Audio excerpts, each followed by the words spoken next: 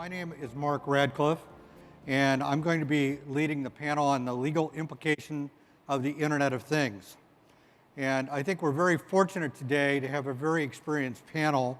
On my far right is Kathrine Butler, who is General Counsel of GE Software. And then next to her is Lorena Marciano, who's Senior Counsel at Cisco. And then next to her is Edwina Baddeley, who is Senior Counsel at Accenture. All these people have dealt with IoT matters extensively, as you would expect from their background. And then my name is Mark Radcliffe. I'm with DLA Piper. And then I have my colleague, Giulio Coraggio, who's from our Milan office. So what I hope you take away from this is how important legal issues are when you're designing your IoT products and services.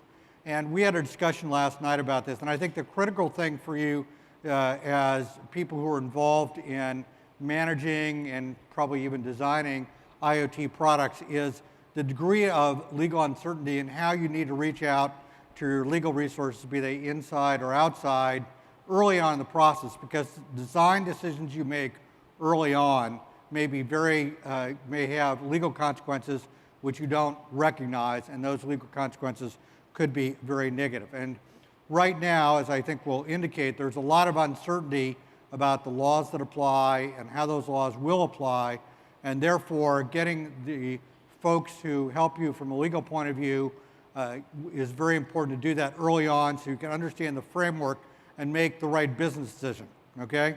I think we can also say that there is no decision here that is free from legal risk. However, you can mitigate that risk substantially by thinking about that early on. So just briefly about DLA Piper.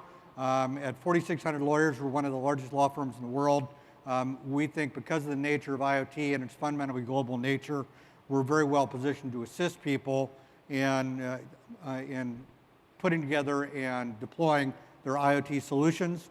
We have an IoT group. I'm the co-chair of the group for the United States, and Giulio's co-chair in the international firm. And we've also got a series of webinars, which we've already had. We're having one on smart homes coming up in early October, where we're looking at these issues, and we frequently try to have people from the industry to comment on sort of where the industry is, as well as where to give context to the legal matters. Well, I'm going to be talking briefly about the summary of the industry and set the framework. And then what we're going to do is we're going to turn it over to the panel, and we've designed this so that we're going to ask the panel questions, and one person's going to take the lead, and the other people are going to answer up to. If you have questions, please feel free to get engaged. I think the most effective way we can help you understand the legal implications is if we get audience participation, so we certainly welcome that. So let's talk a little about industrial IoT. I think many of you have seen these slides. I think it's important to recognize that industrial IoT, I think, is going to radically alter the manner in which companies do business as well as their business opportunities. As people recognize, IoT is a combination of trends coming together from a technology point of view, which enables functionality we just simply couldn't have done in the past. Most of us, with our smartphones, carry around the equivalent of a 1960s IBM supercomputer in our pocket. So that has a dramatic effect on what you can do. Plus, with sensors and all the other devices that we have in front of us, and given how cheap they are in data processing, that enables business models that simply were not possible in the past. I'm going to turn it over to my colleague, Giulio, who's going to talk about regulation. Yeah, thanks, Mark.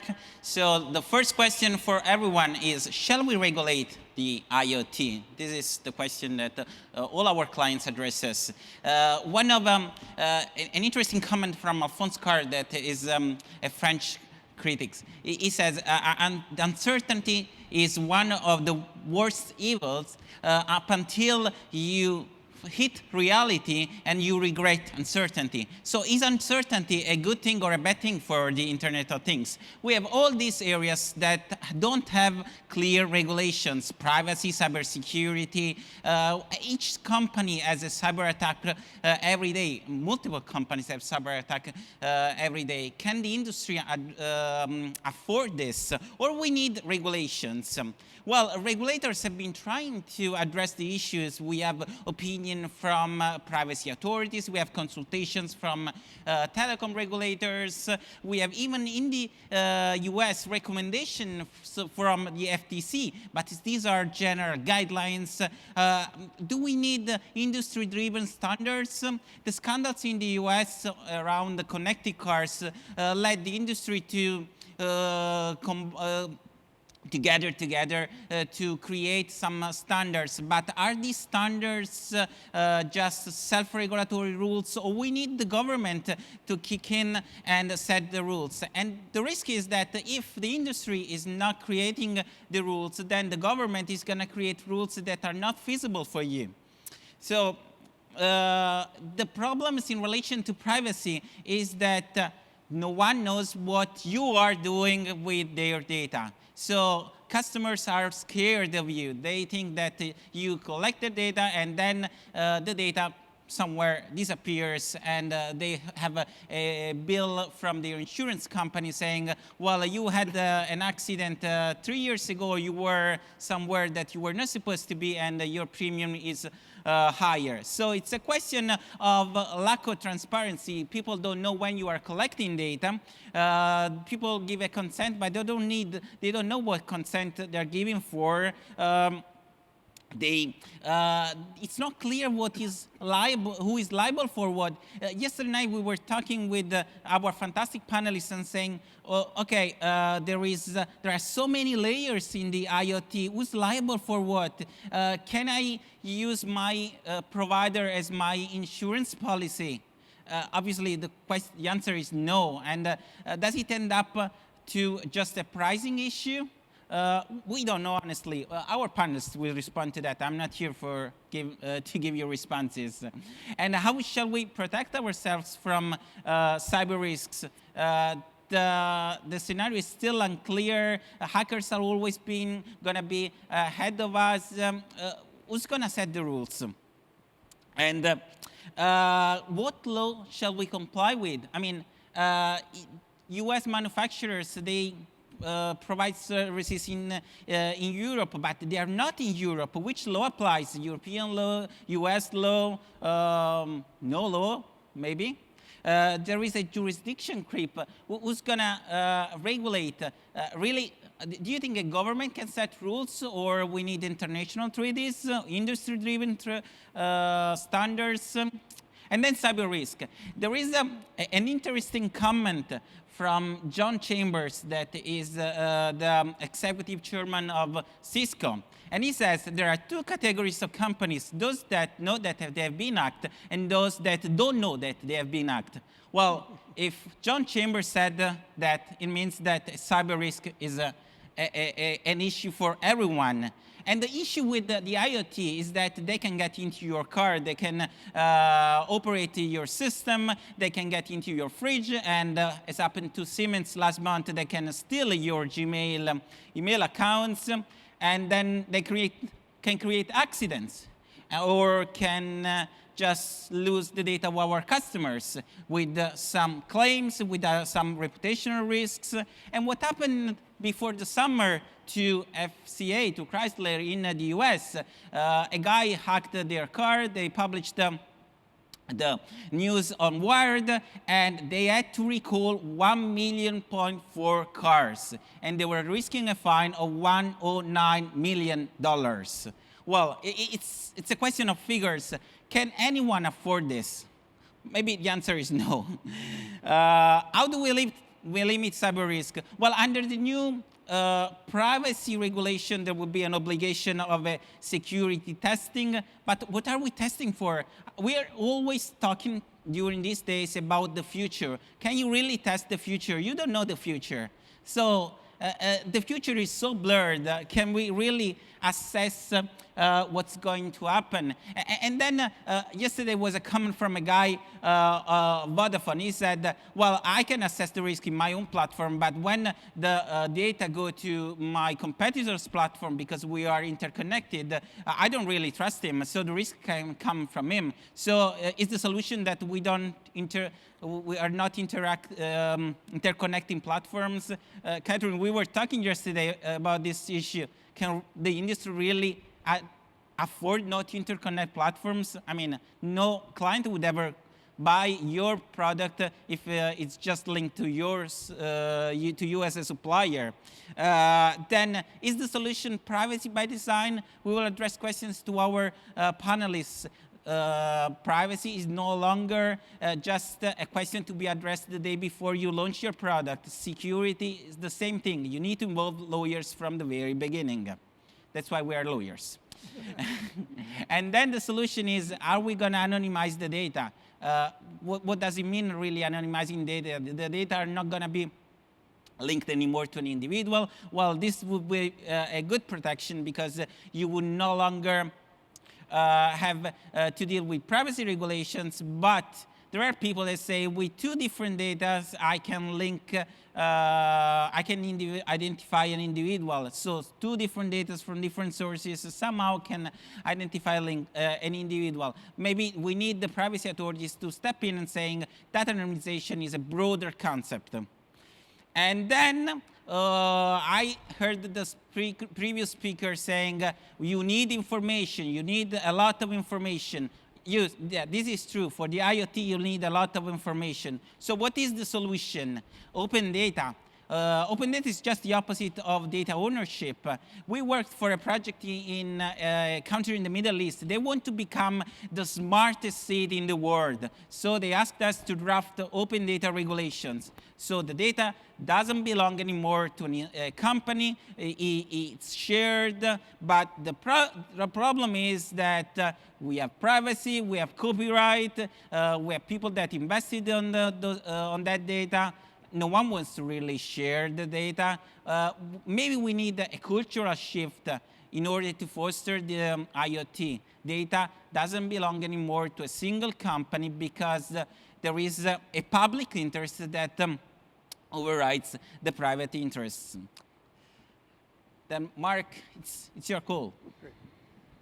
Thank you. And so one of the other problems we face is it's very unclear what the legal regime is to protect data. As you can see here, it's mainly contractual in the US. There's some limited copyright in it. There's in the EU, once again, sort of limited copyright, and it differs in the PRC. So particularly in such a global industry such as IoT, the amount of data, how you deal with the ownership rights or the right to use, I personally prefer not to focus on ownership rights because it's so ambiguous, but really on what rights do you have to use. And as Giulio mentioned, for some situations, it may be better not to have anybody have the ownership rights, but simply have the rights to use. So this is the famous quote from Mark Andreessen, who helped put together the original browser for the internet, who's now a venture capitalist. And it's sort of a parallel to the quote from John Chambers, everybody's a software company, although some companies don't know it yet. And in the IoT world, that's particularly true. So the question is, how is it that you're going to manage the software? Well, I think for many of you, you probably already use open source. You may not realize how much you use open source, but as a practical matter, given the breadth of problems faced by this, the Internet of Things is highly likely to use a lot of open source. And open source obviously is the type of software where it's a collaborative community endeavor to put it together. So here's an example of sort of how open source has gone through across multiple industries. And in the world of the Internet of Things, two of the major foundations, the Eclipse Foundation and the Legs Foundation, are very, very active in helping put together platforms to resolve these issues. I just worked on a project for ODP, which is a new Linux Foundation initiative called the Open Data Platform, where they're They're basically putting together software to basically manage the enormous amount of data that's being generated. And as you can see, even in addition to the traditional foundations, Linux and Eclipse, we have a lot of specialized foundations in Internet of Things. So, briefly, where are we? Well, first of all, Internet of Things will be a paradigm shift. Virtually all industries are going to be effective. You're going to have a lot of complexity arising from legal rules and regulatory rules, and those are changing constantly. So, as I said, we're also likely to see new rules to be developed, and the software will be critical, and open source will play a very important role. So what do you do with all this information as a business person or as a developer? Well, the answer is I think you partner with with the people who provide you with your legal advice, once again, inside or outside, in order to enable you to understand how your decisions and what have legal implications and how you can mitigate some of that risk. As Giulio mentioned, these are not insubstantial risks. The car hacking, they were faced with a fine of $105 million. So I think we're going to see more issues arise in that context simply because the legal rules are so unclear. And so what we'd like to do now is turn to our panelists. And as I said, we're going to ask some open-ended questions. One panelist will take the lead, but then the other ones will jump in. If you have particular questions, once again, we'd be happy to answer them in real time. You don't have to wait to the end. So I'm going to start with Kathrine Butler from GE. And the question is, how do you think liability will be allocated between different vendors for IoT products? In thinking about this the last couple of weeks, it occurs to me that really we're not going to see a fundamental shift in how liability is dealt with. We're going to have a legal and regulatory environment in every country in which we do business. But do consider that in the context of the fact that your data on a particular deal may be flowing through multiple countries. So there will be multiple legal environments involved. But then secondly, and very importantly, there's just an overlay of contractual framework. There are multiple vendors involved in any sort of transaction these days. There's a pressure certainly coming from regulators. They do want to regulate, as you both have already outlined. We're going to see pressure coming in the cybersecurity space, for sure, increased amount of pressure in the privacy and data protection realm. And then pressure from customers who are trying to get real service-based solutions in place that are clear and understandable. And in that regard, I think it behooves all vendors to be very clear on what you can do and what you can't do. We were talking a little bit last night, and in the States, we have an expression that we use, but it's increasing pressure. Customers are looking for one throat to choke. And I think that's going to be a problem unless we're all very clear setting out at the beginning of transactions who exactly is going to be responsible. And the IoT is just going to exacerbate that. But basically the same structure will apply. So is the situation where you cannot afford not to have IoT, so you're taking on some risks because if you balance risks and benefits, you cannot afford to miss IoT? They say there's going to be 50 billion devices connected. There are not too many business people that I know that think that it's a solution to just say, I won't interconnect, I won't participate in any way in the IoT. I think most businesses have to participate in the IoT, and they've got to just figure out what is intelligent for them. And there'll be multiple vendors, really complicated solutions. And I think there will be less focus on pure product and much more focus on outcome and solutions. Yeah, I totally agree with that, if I can. I totally agree with that. And when we talk about IoT, we think that it's something that is not here yet. It's here yet. It's really here already. We're already interconnected. The company are connected. The solutions are coming more and more connected. So I don't think we should see something like that is coming to the future. It's already here, like cloud computing was here. So, and you think about it, the logic is pretty much the same. So I totally agree with what you're saying, Kathrine. I think the most important thing we've got to do is ensure that we have good relationships in the ecosystem where we are on the vendor side and then facing the client. I agree with Kathrine. There's great pressure on the legal community to be the one throat to choke. And obviously, in order to do that, we need to share the risk and we need to educate people about risk. I think this is all manageable. At the moment, I think there's a lot of fear, and I think we need to bring that fear factor down by being very clear, as Kathrine has said, about what we can do and what we can't do. And it's not just a case of saying, you know, you're responsible and you're the only one responsible. It's about all the vendors in the ecosystem working together. And that's where partnerships and strategic alliances become so important. And it's particularly the case when we get onto cybersecurity, where, you know, you really need to work with your vendors very closely. Sure.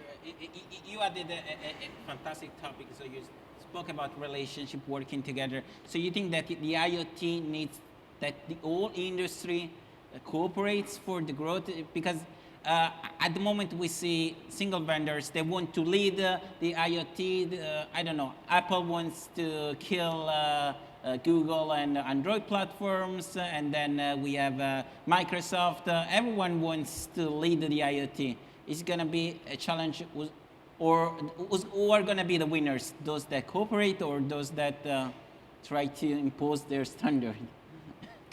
Inevitably, it'll be those who cooperate. Certainly, there was a comment made yesterday. Jim Bailey chaired a session here yesterday in which the industry spoke about how many platforms there will be.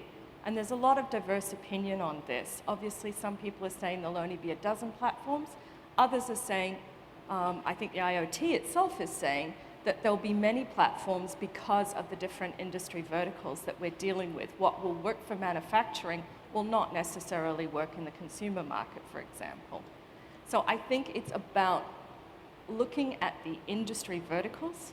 I think it's about strategic partnerships, and I do think it's about working together. I think anyone who thinks that they can go this alone is going to find it more difficult than they realize, because no company can do end-to-end effectively with every part of the system in every industry. They might be able to do it in one vertical, but it will still be quite difficult.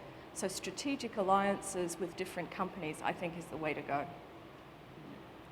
And I think we're already seeing that, you know, particularly open source, which already has a collaborative framework. As you can see, they certainly believe there's going to be a multitude of platforms, because as you saw from my earlier slide, not only do we have the Linux Foundation and the Eclipse Foundation, you know, having multiple projects, but also you have Beehive, and you have a whole series of specific projects outside of that ecosystem that are using open source methodology for collaboration. So let me ask the next question. This is going to Edwina, sort of a lead in. How will free and open source software be used in IoT? I think it's going to be used extensively, Mark, and you've already highlighted in your slide the number of alliances that are starting to emerge that use open source. However, I think there's one important point we need to make about open source, and that is our clients are in this for the long haul. They're not in here for a short-term fix. So whatever we do with open source, it must be sustainable. It must have a roadmap. It must be there for the future. One of the things that our product and offerings team is concentrating on at Accenture, with John Elliott as its leader, is the fact that when we use our open source, that it has that roadmap, because we need to map it to our roadmap and integrate it, because our clients are expecting us to provide them with a solution that's going to be here today, tomorrow, and in 5 years' time. We can't afford to be discussing end of life and unsupported code in a year's time. So open source is absolutely pivotal, and everyone is using it. I think it's also very important, you and I have had this discussion about governance. Right. And again, you know, Accenture, we have a very, very strict governance in use of open source and how we use it and who we work with, because as I said, we're in it for the long haul. So road mapping and end of life is extremely important. And I'll just mention, when governments, the latest numbers from Gartner are large companies, only 50%, less than 50% have open source policies. and open source governance policies. So that's clearly an area where you as business people can help the lawyers, because that's going to be increasingly important as we move forward into the open source world. And just to one point about end of life, which I thought was very interesting, we run a conference called the Open Source Think Tank. And we had Airbus come in, and Airbus says, well, we prefer open source solutions. That was a little bit surprising to me. Said, well, it's because their open source projects are more durable than proprietary software vendors. They say from the time we first design an aircraft until the last aircraft ceases to be used, it's about a 40-year window. And we just can't rely on proprietary software over that period of time. I actually think it's going to be a combination of proprietary and open source, but certainly GE is a big proponent of open source. To your point about education, I think right now open source is still something that is really well understood only amongst the technologists and certain portions of the legal community. It's not broadly understood by the rest of companies. And so a policy is the first thing that a company's got to get in place.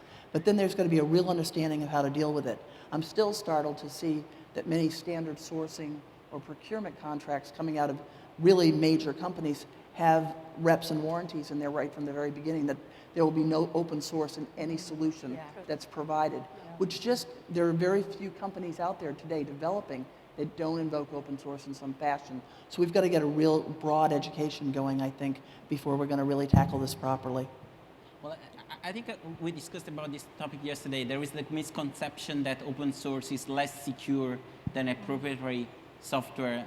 But then I guess you have your internal tests for both proprietary software and open source. So at the end of the day, it's just the same. You need to go through the same kind of due diligence on regardless of whether you develop it internally or whether you're sourcing it from the outside, whether that's third-party commercial or whether that's open source. If you're incorporating into your solution, you've got to be comfortable with your solution end to end. Yeah, maybe the difference is in terms of liabilities. Maybe in an open source license, you have much less protections. And again, we come back to the previous question. You're not gonna, in the IoT, you need to understand that you cannot point to the person that did something wrong. Yeah, and Edwina's point about the ecosystem and whether the open source communities are going to be there and what their roadmaps are going to be and what their functionality and basic representations are going to be. You've got to understand it all. Yeah, and I think it was mentioned last night when we were talking about the panel, open source may have security problems, but they tend to be resolved much more swiftly than proprietary software, simply because you have a community at work out there. So, sure. So the next question is going to Lorena. How will you apply, or how do you think privacy rules will apply to new IoT products? Well, they will certainly apply. We need to decide whether we want them to apply when we're about to launch the IoT solution, or we want them to be embedded in your solution. Now, where everybody thinks of privacy mostly like as an issue, I truly think it's an opportunity if you start building your solution with that privacy by design in mind. Ask yourself basic question: what data my solution will require? Where they're going? Who is doing what? And then what you will see, and what we see, is that it's exactly the same question that the customer will ask when you present your solution to them. So if you have started your solution with that in mind and you've developed, then the outcome will meet customer satisfaction. And from a negotiation standpoint, but also from a technical standpoint, it's going to be much, much easier. And also, why I see this as an opportunity is because privacy requires certain functionality. If you have that functionality and you can shift from one to another, that is also a business opportunity. Do you have the opportunity to shift the data from one place to another on customer request? If customer comes to you and say, can you do that? And you can do that, that's a business opportunity, because it's not always required technically the data, as long as they're secured and you have the proper legal requirement in place. You can, mostly you can shift them from one part of the globe to the other. But what about those customer really wants their data, for example, to be kept in Europe or a country? If your solution can do that, then that's where your solution will increase in business. So while a lot of people think that privacy can lead to something that is going to stop the business, we truly think that that's going to be an opportunity. And think about when we move to the further step, we're talking about IoT. As you know, as a Cisco, we have a culture of IoE, Internet of Everything, which means that the data themselves will be critical, the analytics will be critical, and then we'll decide what's the next action, what your solution is to do next. And in doing that, you need to think about it. How much data do I need? Do I need to identify a person to make that choice? Can I work on a data anonymization, as you were saying? Can I work on can I hash MAC addresses? Are we encrypting the data and give the keys to the customer so we're technically not seeing the data? So this is how I see privacy. I don't see only the legal regulation. I see an opportunity and something that if we collaborate, the engineers and the legal together from the very beginning, that is going to be something that is not going to be a problem. My question is, I like to know your experience in the difference between the US and Europe. European privacy laws are much more stricter. Under the new privacy regulation, there will be sanctions up to 2% of the global turnover. While in the US, basically, you have some sector-specific privacy regulations, but you don't have a general framework. In the connected cars sector, there are some principles that the car manufacturers undertook to comply with, but the scenario is different. So do you think that Europe is going to have a competitive disadvantage as opposed to the US just because of privacy?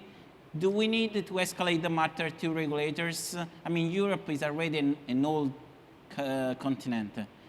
Our economy is not growing. Is privacy one of the issues that we need to tackle to make Europe more competitive? I think, sorry. No, she was nodding. Well, likely, IoT is a global solution. So at the end of the day, we need to find the sweet spot that works for everybody. So that's the issue. I mean, as long as the US, I understand that the regulation is somewhat much softer, but if you're selling a global solution, you need to make sure that it will work in the US as in Canada, as in Australia, as in Europe. And if you go outside the US, like Canada, for example, they have a regulation which is very more likely like the European one. Brazil, I was astonished when I was looking at the Data Protection Act. I mean, it looks like very much as, I'm Italian, it looks like very much as like the Italian one. I mean, privacy is not more an issue between the US or Europe and whether we are strict or not. It's a global issue. People are concerned where the data are going, no matter what the law says. And as I said, it's all about finding the sweet spot, the balance, which, if you think about it, the questions are always the same. Where my data are going, who's controlling them? That's something that goes across I agree, world. and it's all about the global solution. And to your point, it's not a question of one country having a stronger or weaker regulatory environment. I think if you've got the functionality in the product, as you pointed out, through privacy and security by design principles having been applied when they should be, then you're in a position to pivot and quickly adopt what you need to adopt as you move across country boundaries. But we're going to continue to have a very fragmented global perspective on these issues. China, Brazil, all the countries approach it slightly differently, but the commonalities clearly are there, and we're all capable of dealing with those in our product and our solutions. We just have to really think ahead and have a very integrated approach. I can only echo what my colleagues are saying here about privacy by design. If we think about our solutions and our verticals as being from the customer perspective, we will get there. We will find that sweet spot faster. It's about educating our technical teams, our developers, about these issues so that they're thinking about it, they're building it into the product right at the beginning. I agree that I think, yes, there are lots of differences in the laws. If there weren't, we wouldn't have data privacy lawyers. But as far as the actual, let's take a mobile app is concerned, we can do that very easily by the terms and conditions, by a way in which the screens log on to begin with. It's not hard, it just requires a lot of thinking before you start developing. So I think, yeah, privacy by design, key. I fully agree with your point. We had the experience of a connected cars project launched by one of our clients before the summer, and obviously they had involved the privacy lawyers 1 month before the launch. And we were raising issues, and they were saying, okay, well, there is the commercial team that needs to launch. I know there is the issue, but it's the way it is. So are we going to have a cultural shift? What do you think? I think we're going to need to have much more integrated approach right from the very beginning. I mean, a few years ago, privacy was solely the domain of the legal department and the privacy office. Now, in fact, it's beginning to shift, as it should, into the development teams so that we have one integrated approach right from the very beginning. And if we can do that, I think it's a good thing. The other aspect to this that's important for us, certainly at GE, is the fact that there's so much benefit to be derived from the IoT. And the consumer and privacy issues are huge. We've absolutely got to face into them square on and deal with them properly. But there's a huge amount of just plain industrial benefit that we can get where there is no personally identifiable information, where there is no PHI, and where those safeguards, while critically important for certain types of applications, really don't apply. And so when we think of IoT, it does not solely have to be defined by the consumer dialogue. Yeah, so do you think that open data is the solution for the IoT? I mean, you need much more information for an IoT platform.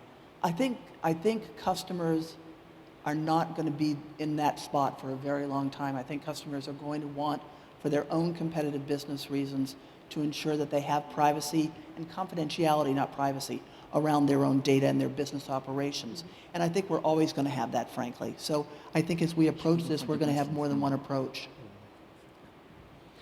Open data, I think, has a place, particularly where we're talking about smart cities. Yeah.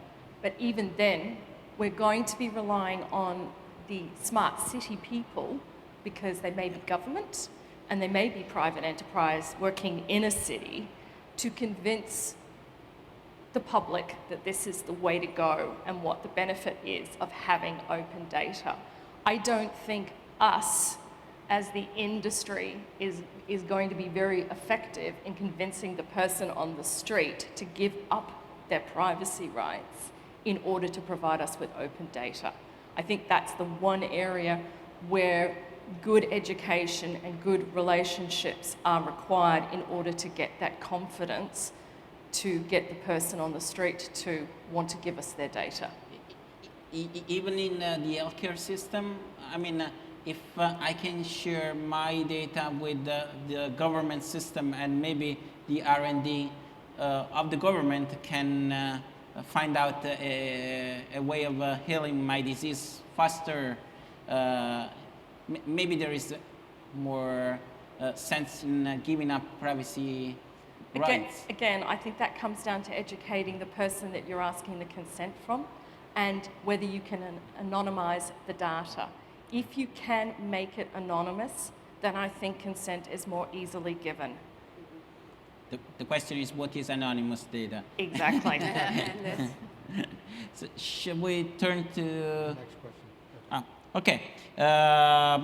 Edwina, what do you... What kind of... Kathrine. Yeah, I already addressed this. What kind of legal issues do you tackle when you commercialize your IoT products? Do you see any difference between, I don't know, selling any of your other products and IoT products? We talked about cultural shift so much during this session. Is it a reality? Yes, I think it is. It's a good question, because commercialization is very important. And again, the session yesterday dealt with the fact that we need to avoid making the mistakes that we made in the early 2000s with the marketplaces. So I think there's that lesson to be learnt, and I think industry clearly understands that from the session I heard yesterday. Secondly, I think we do have a cultural shift, and Kathrine has touched on it brilliantly by talking about the throat to choke. There is no doubt that the person who is or the company that is talking to the consumer or to the client, in this case, definitely is having a much tougher time talking about the throat to choke and talking about the liability issues, the cybersecurity issues, the cloud issues. And this is where having a strong vendor ecosystem is extremely important. It's extremely important to work with your partners, as we are working with Intel at the moment, to ensure security is top of mind, so that when we front our clients, we are able to say to them, yes, we have thought about this. Yes, it is security by design. Yes, it is privacy by design. I think also the third thing that I'd like to emphasize is that we're still having to educate clients and client counsel a lot on what is the IoT. Everyone here knows what the IoT is, but does the person in the street and some of our businesses that we deal with really understand the benefits of it, really understand what an ecosystem is? We spend a lot of time educating our fellow counsel on these very issues. So I think at the moment, while we're very knowledgeable, I think there's still a way to go in getting that out of the technology offices and into everyday understanding for contracting. Educating the councils, that's a very good point. So last question for today, Lorena. We discussed about cybersecurity, we discussed about the uncertainty. Do we need the government to validate standards? Hackers are always ahead of us. I mean, it's not a question of having a good product. Obviously, you have very good products, but can we afford massive fines in case of a cyber attack? So do you think that there should be a cooperation between the industry and government? Do we need the government? Do we need the government? I think we had that question already when we're talking about cloud computing. Do we need the government for security? I think, first of all, we need to agree among us, among the player in the industry, whether your product that's embedded in my solution has the same level of security. So my question, my thinking is, because if there are companies that they know if there are a risk of cyber attack, the company that do know, I think it's a matter of industry standards, first and foremost. We need to come together and work together on what we think is a standard of security, especially if we're moving towards open sources. We need to come with clear what standards of security we can offer. I mean, to our point in negotiation, happy negotiation, I think one of the most clear questions is, are you applying that standard? Are you ISO qualified? Do you have that standard in your company? Because that's what it matters to your customer. That's what it matters also to the people. Then, of course, probably the regulators will come and have a say, as it was for cloud computing. But as a first step, I think it needs to be an industry decision, an industry-driven decision. The more strong standards work we get in place now, the test bed work being done by the Industrial Internet Consortium members, the more we do of that, the less legislative fixes we're going to get from the government, which by definition, law and regulation is going to be, technology will outstrip it quickly, so they constantly are in arrears. It constantly makes for a more difficult business and operating environment, and the reality is we probably are in control of it ourselves if we just make sure we're getting the good standards work done and an understanding within the ecosystem. Sure. Unfortunately, I think we're going to have to bring this to a close. I think we do have time for one question from the audience, though, if somebody has a question. There's a guy down there. Okay.